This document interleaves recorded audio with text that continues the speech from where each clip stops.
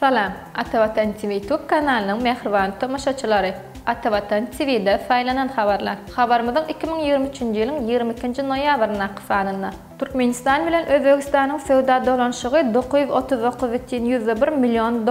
Merkezi Aziýa Ýaponiýa sammiti Astanada geçiriler. Dünya çempionaty 2026 Gonkong 2 Türkmenistan. Türkmen turganyň Meksikadaky üstünligi. Hormatly mehriban tamaşaçylarymyz, geliňini bolsa habarlarymyza geňişleýin geçelim. Türkmenistan bilen Özbegistanyň sowda dolanşygy $939,1 million. 2023-nji ýylyň ýanwar-oktýabr aýlaryna Türkmenistan bilen Özbegistanyň arasyndaky sowda dolanşygy $939,1 million boldy diýip Özbegistanyň prezidentiniň ýanyndaky statistika gullugy habar berýär. Şol wagtyň özünde Özbegistanyň önümleriniň Türkmenistana eksporty $143,7 million.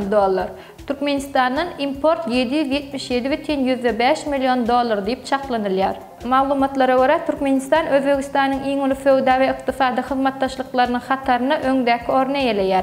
Häzirki wagtda Özbegistan dünýäniň 198 ýurdu bilen sowda gatnaşyklaryny alyp barýar. Daşary sowda dolanşygynyň iň uly miqdary Hytaý, Russiýa bilen hasaba alyndy.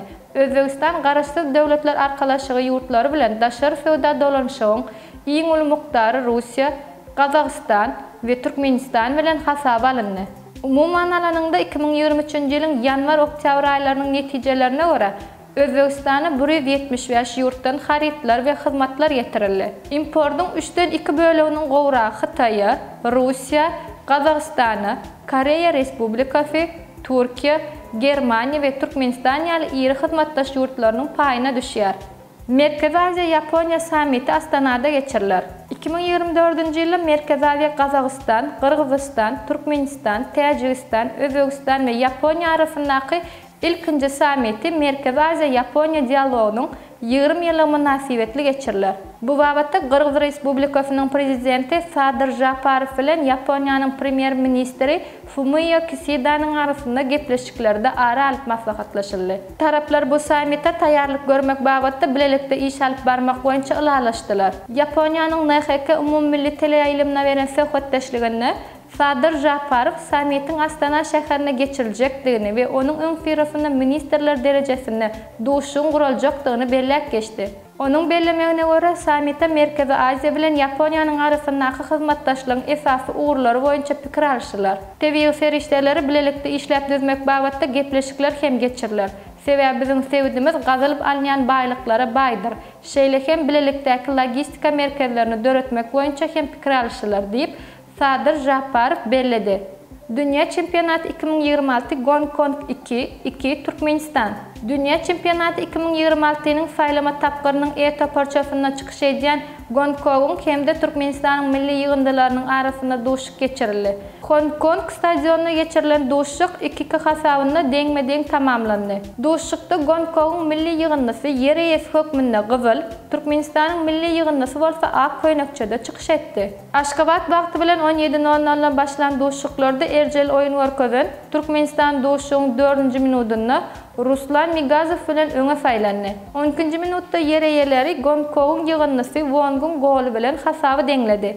Ruslan Migazov 36-njy minutda Türkmenistany ýene-de öňe geçirdi. Gonkong ýygyndasy bolsa 65-nji minutda Kamargo bilen ýene-de hasaby deňledi. Şeýlelikde Türkmenistanyň we Gonkong ýygynlary ilkinji utuklaryny gazandy. Etap parçasynda Eýranyň we Özbegistanyň ýygynlysynyň hem bardygyny bellemek gerek.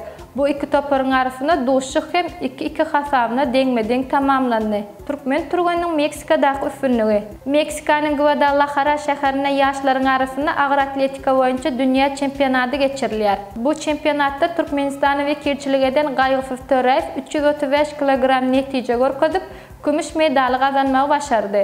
Türkmen turgany bir wada götermekde 151 kg, itekläp götermekde 184 kg gallyryp umumlykda 335 kg bilen kümüş medala münasip boldy.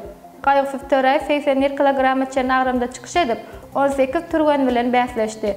Bu bäsleşikde birinji orny Kazak agyr atletikaçy gazanan bolsa, 3-nji orny Gruziýadan gatnaşan Saba Asanidze eýeledi. Şeýle hem türkmen turganlarynyň Şahzatbek Matyakupov hem bu çempionatda çykyş edip kümüş medaly gazandy. Türkmenistan bu bäsleşige 6 turgan bilen gatnaşdy. Meksikadaky ýarış 23 noýabrda tamamlanýar.